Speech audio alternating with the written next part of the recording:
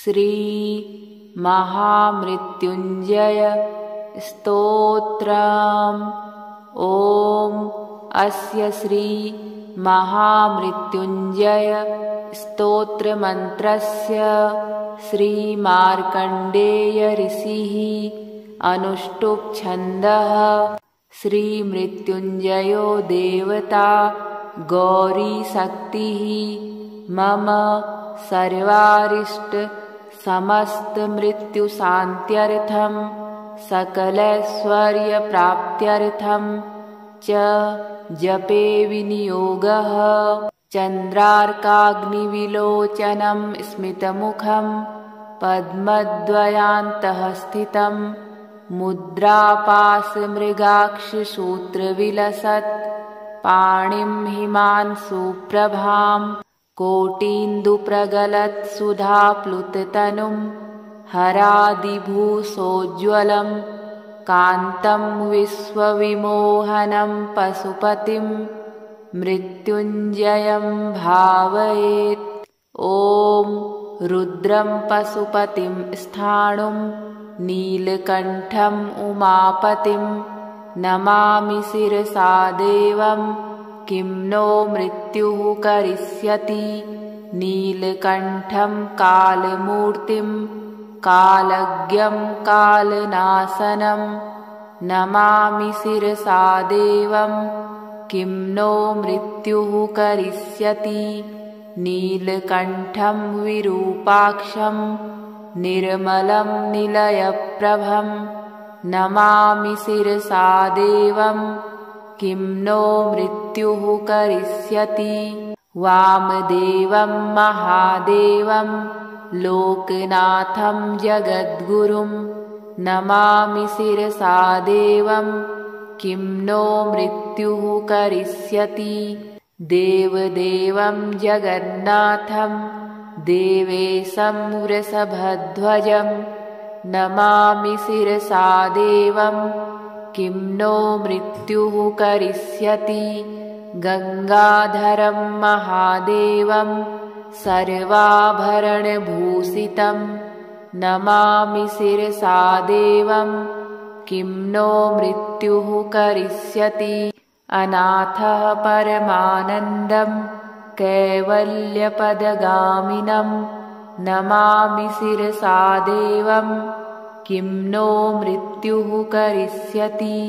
स्वर्गापवर्गदातारं सृष्टिस्थितिविनाशकं नमामि शिरसा देवं किं नो मृत्युः करिष्यति।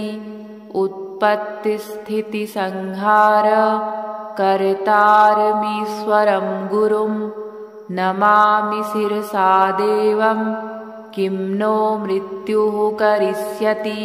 मार्कण्डेयकृतस्तोत्रं यः पठेत् शिवसन्निधौ तस्य मृत्युभयं नास्ति नाग्निचौरभयं क्वचित्। शतावर्त प्रकर्तव्यं संकटे कष्टनाशनं शुचिर्भूत्वा पठे स्तोत्रं सर्वसिद्धिप्रदायकं। मृत्युञ्जय महादेव त्राहि मां शरणागतं जन्म मृत्युजरारोगैः पीडितं कर्मबन्धनैः। तवातस्वद्गतप्राणस्त्वच्चित्तोऽहं सदा मृड इति विज्ञाप्य देवेशं त्र्यम्बकाख्यमनुं जपेत्। नमः शिवाय साम्बाय हरये परमात्मने प्रणतक्लेशनाशाय योगिनां पतये नमः। ॐ रुद्रं पशुपतिं स्थाणुं नीलकण्ठम् उमापतिं नमामि शिरसा देवं किं नो मृत्युः करिष्यति। नीलकण्ठं कालमूर्तिं कालज्ञं कालनाशनं नमामि शिरसा देवं किं नो मृत्युः करिष्यति।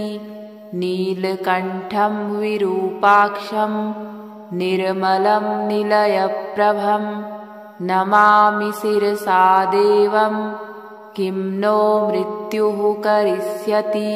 वामदेवं महादेवं लोकनाथं जगद्गुरुं नमामि शिरसा देवं किं नो मृत्युः करिष्यति। देवदेवं जगन्नाथं देवेशं वृषभध्वजं नमामि शिरसा देवं किं नो मृत्युः करिष्यति। गङ्गाधरं महादेवं सर्वाभरणभूषितं नमामि शिरसा देवं किं नो मृत्युः करिष्यति। अनाथः परमानन्दं कैवल्यपदगामिनं नमामि शिरसा देवं किं नो मृत्युः करिष्यति। स्वर्गापवर्गदातारं सृष्टिस्थितिविनाशकं नमामि शिरसा देवं किं नो मृत्युः करिष्यति। उत्पत्तिस्थितिसंहार कर्तारमीश्वरं गुरुं नमामि शिरसा देवं किं नो मृत्युः करिष्यति। मार्कण्डेयकृतस्तोत्रं यः पठेत् शिवसन्निधौ तस्य मृत्युभयं नास्ति नाग्निचौरभयं क्वचित्। सतावर्त प्रकर्तव्यं सङ्कटे कष्टनाशनं शुचिर्भूत्वा पठे स्तोत्रं सर्वसिद्धिप्रदायकं। मृत्युञ्जय महादेव त्राहि मां शरणागतं।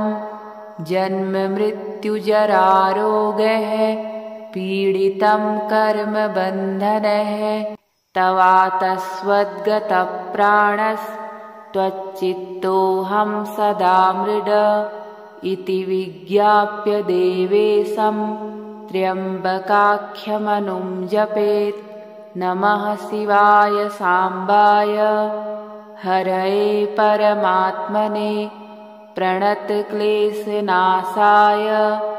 योगिनां पतये नमः। ॐ रुद्रं पशुपतिं स्थाणुं नीलकण्ठं उमापतिं नमामि शिरसा देवं किं नो मृत्युः करिष्यति। नीलकण्ठं कालमूर्तिं कालज्ञं कालनाशनं नमामि शिरसा देवं किं नो मृत्युः करिष्यति। नीलकण्ठं विरूपाक्षं निर्मलं निलयप्रभं नमामि शिरसा देवं किं नो मृत्युः करिष्यति। वामदेवं महादेवं लोकनाथं जगद्गुरुं नमामि शिरसा देवं किं नो मृत्युः करिष्यति। देवदेवं जगन्नाथं देवेशं वृषभध्वजं नमामि शिरसा देवं किं नो मृत्युः करिष्यति। गङ्गाधरं महादेवं सर्वाभरणभूषितं नमामि शिरसा देवं किं नो मृत्युः करिष्यति।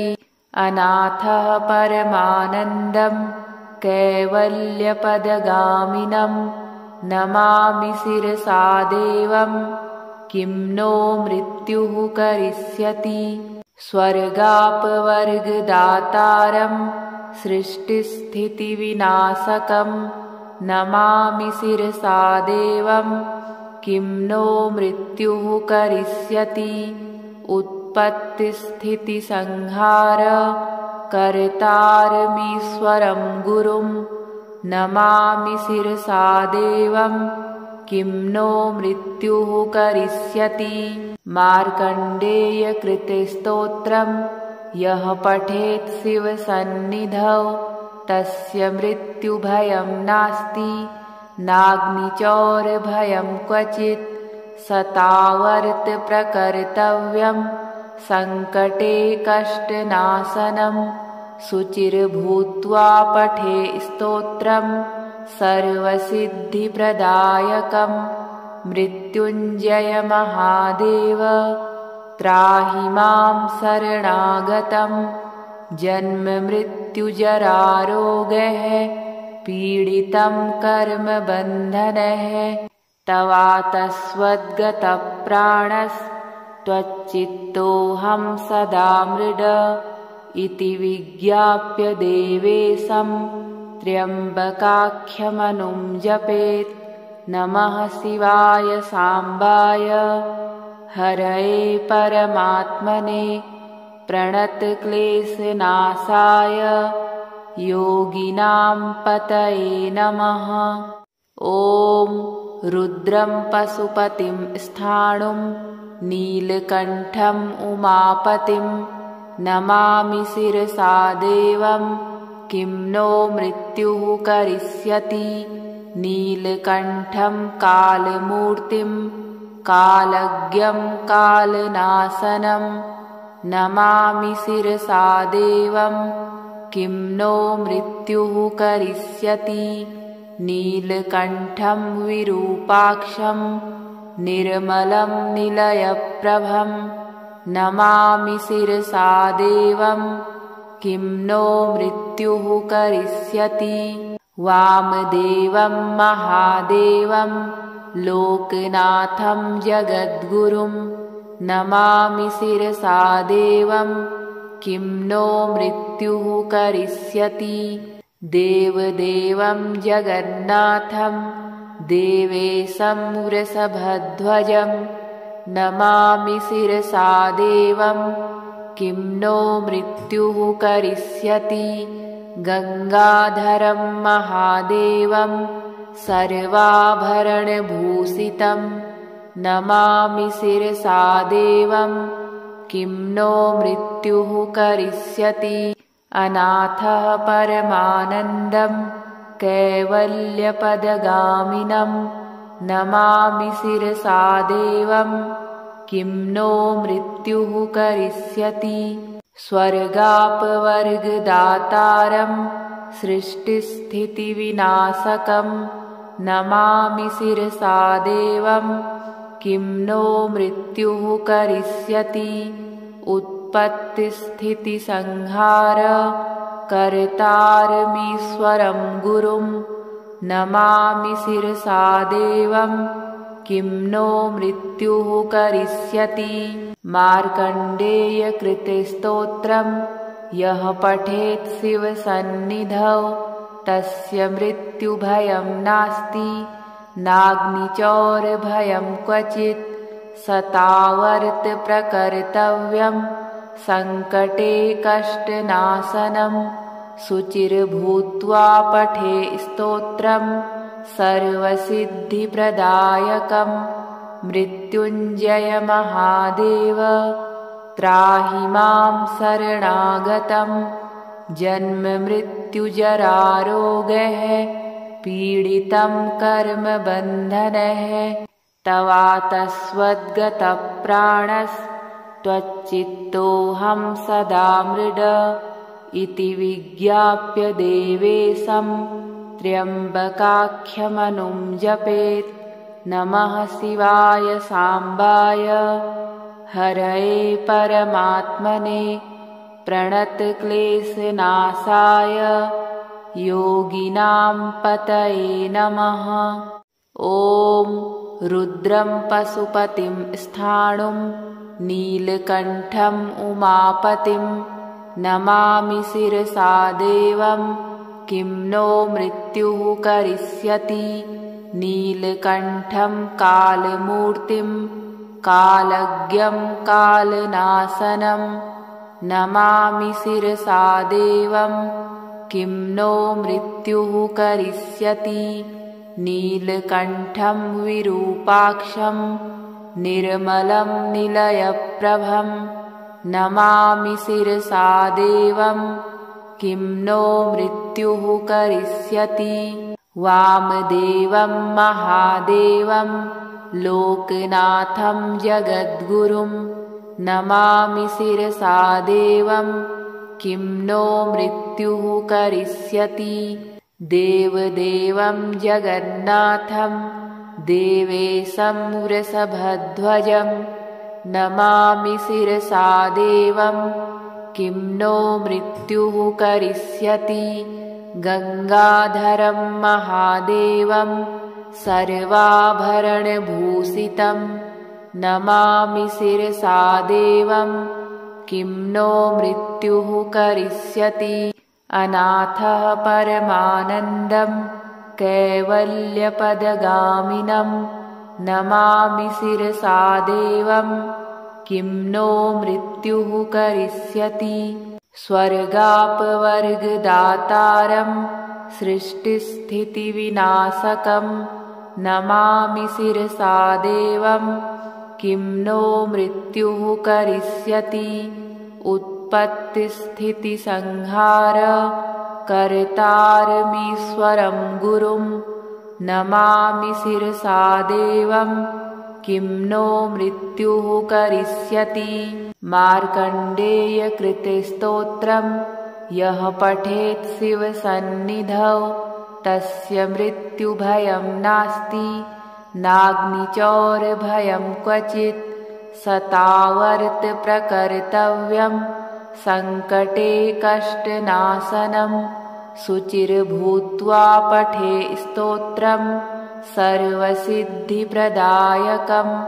मृत्युञ्जय महादेव त्राहि मां शरणागतं। जन्म मृत्युजरारोगः पीडितं कर्मबन्धनः तवातस्वद्गतप्राणस्त्वच्चित्तोऽहं सदा मृड इति विज्ञाप्य देवेशं त्र्यम्बकाख्यमनुं जपेत्। नमः शिवाय साम्बाय हरये परमात्मने प्रणतक्लेशनाशाय योगिनां पतये नमः। ॐ रुद्रं पशुपतिं स्थाणुं नीलकण्ठम् उमापतिं नमामि शिरसा देवं किं नो मृत्युः करिष्यति। नीलकण्ठं कालमूर्तिं कालज्ञं कालनाशनं नमामि शिरसा देवं किं नो मृत्युः करिष्यति। नीलकण्ठं विरूपाक्षं निर्मलं निलयप्रभं नमामि शिरसा देवं किं नो मृत्युः करिष्यति। वामदेवं महादेवं लोकनाथं जगद्गुरुं नमामि शिरसा देवं किं नो मृत्युः करिष्यति। देवदेवं जगन्नाथं देवेशं वृषभध्वजं नमामि शिरसा देवं किं नो मृत्युः करिष्यति। गंगाधरं महादेवं सर्वाभरणभूषितं नमामि शिरसा देवं किं नो मृत्युः करिष्यति। अनाथः परमानन्दं कैवल्यपदगामिनं नमामि शिरसा देवं किं नो मृत्युः करिष्यति। स्वर्गापवर्गदातारं सृष्टिस्थितिविनाशकं नमामि शिरसा देवं किं नो मृत्युः करिष्यति। उत्पत्तिस्थितिसंहार कर्तारमीश्वरं गुरुं नमामि शिरसा देवं किं नो मृत्युः करिष्यति। मार्कण्डेयकृतस्तोत्रं यः पठेत् शिवसन्निधौ तस्य मृत्युभयं नास्ति नाग्निचौरभयं क्वचित्।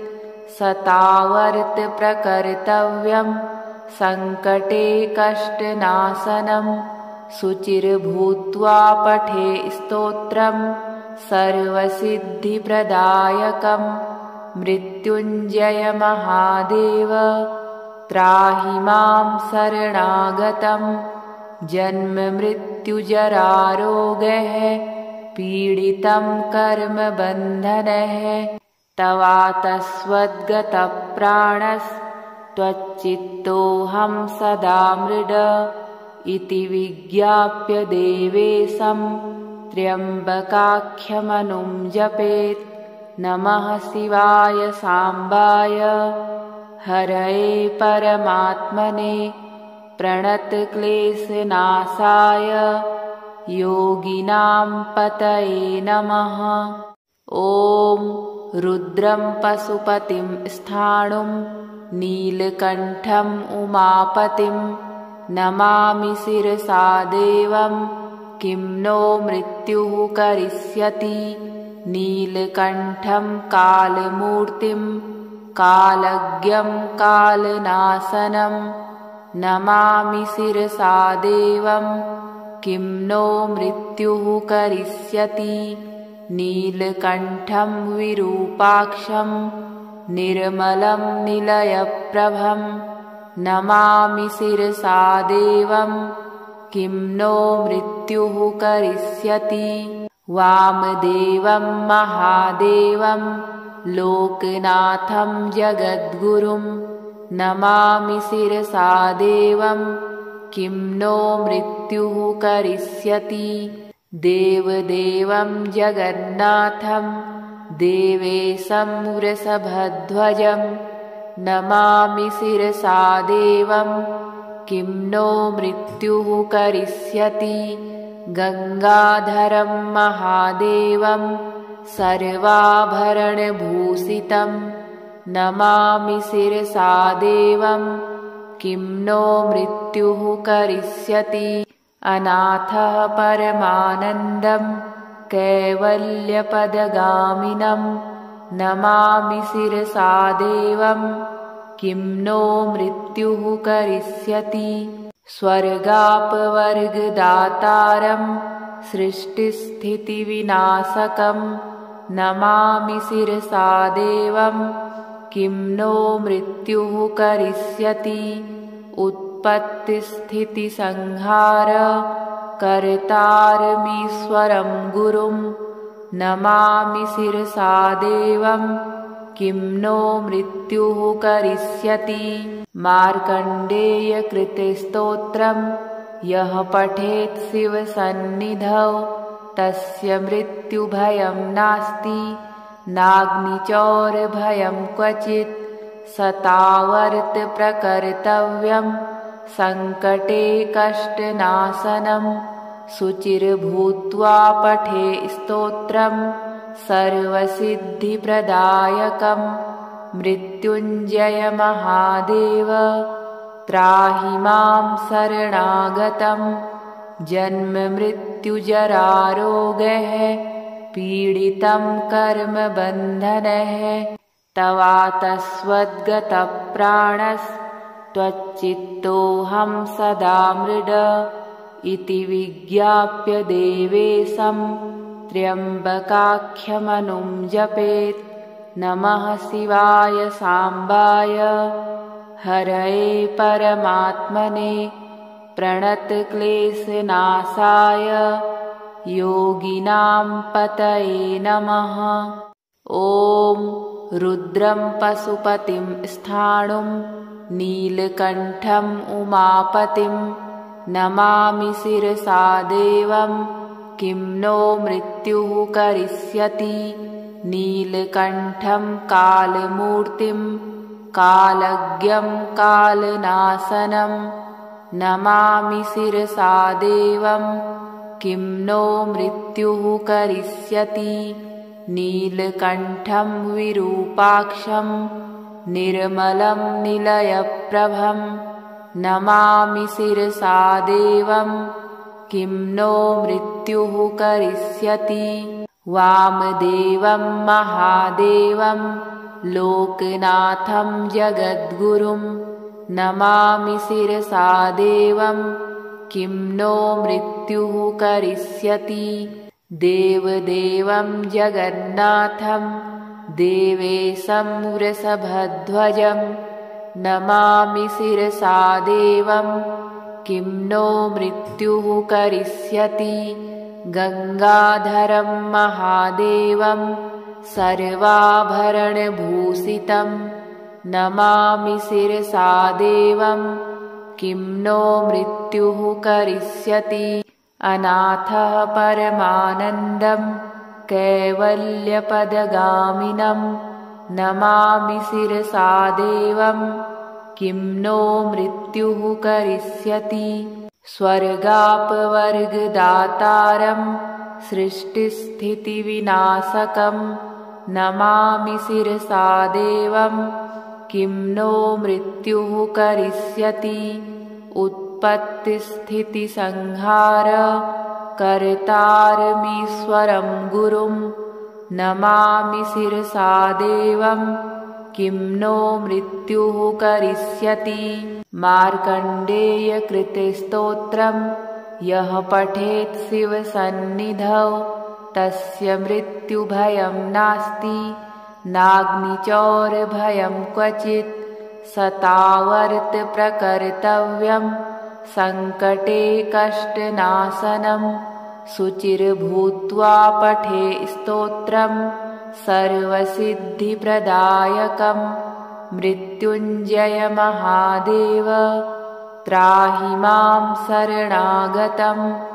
जन्ममृत्युजरारोगैः पीडितं कर्मबन्धनैः तवातस्वद्गतप्राणस्त्वच्चित्तोऽहं सदा मृड इति विज्ञाप्य देवेशं त्र्यम्बकाख्यमनुं जपेत्। नमः शिवाय साम्बाय हरये परमात्मने प्रणतक्लेशनाशाय योगिनां पतये नमः। ॐ रुद्रं पशुपतिं स्थाणुं नीलकण्ठम् उमापतिं नमामि शिरसा देवं किं नो मृत्युः करिष्यति। नीलकण्ठं कालमूर्तिं कालज्ञं कालनाशनं नमामि शिरसा देवं किं नो मृत्युः करिष्यति। नीलकण्ठं विरूपाक्षं निर्मलं निलयप्रभं नमामि शिरसा देवं किं नो मृत्युः करिष्यति। वामदेवं महादेवं लोकनाथं जगद्गुरुं नमामि शिरसा देवं किं नो मृत्युः करिष्यति। देवदेवं जगन्नाथं देवेशं वृषभध्वजं नमामि शिरसा देवं किं नो मृत्युः करिष्यति। गंगाधरं महादेवं सर्वाभरणभूषितं नमामि शिरसा देवं किं नो मृत्युः करिष्यति। अनाथः परमानन्दं कैवल्यपदगामिनं नमामि शिरसा देवं किं नो मृत्युः करिष्यति। स्वर्गापवर्गदातारं सृष्टिस्थितिविनाशकं नमामि शिरसा देवं किं नो मृत्युः करिष्यति। उत्पत्तिस्थितिसंहार कर्तारमीश्वरं गुरुं नमामि शिरसा देवं किं नो मृत्युः करिष्यति। मार्कण्डेयकृतस्तोत्रं यः पठेत् शिवसन्निधौ तस्य मृत्युभयं नास्ति नाग्निचौरभयं क्वचित्। सतावर्त प्रकर्तव्यं संकटे कष्टनाशनं शुचिर्भूत्वा पठे स्तोत्रं सर्वसिद्धिप्रदायकं। मृत्युञ्जय महादेव त्राहि मां शरणागतं जन्ममृत्युजरारोगैः पीडितं कर्मबन्धनैः तवातस्वद्गतप्राणस्त्वच्चित्तोऽहं सदा मृड इति विज्ञाप्य देवेशं त्र्यम्बकाख्यमनुं जपेत्। नमः शिवाय साम्बाय हरये परमात्मने प्रणतक्लेशनाशाय योगिनां पतये नमः। ॐ रुद्रं पशुपतिं स्थाणुं नीलकण्ठम् उमापतिं नमामि शिरसा देवं किं नो मृत्युः करिष्यति। नीलकण्ठं कालमूर्तिं कालज्ञं कालनाशनं नमामि शिरसा देवं किं नो मृत्युः करिष्यति। नीलकण्ठं विरूपाक्षं निर्मलं निलयप्रभं नमामि शिरसा देवं किं नो मृत्युः करिष्यति। वामदेवं महादेवं लोकनाथं जगद्गुरुं नमामि शिरसा देवं किं नो मृत्युः करिष्यति।